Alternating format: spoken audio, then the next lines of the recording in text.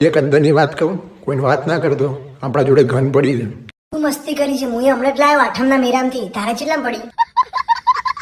અને તો કશું નહીં, મારા બાપા બહુ પહોંચેલી મને હમણાં 5 વર્ષ તિહાર જેલમાં રહીને આવ્યા. ઓલે મેં વાપર્યું તે વખતે કોઈક રસોઈ આવવાની જરૂર હતી. કે ગુડીના બધા મજાક ના હોય.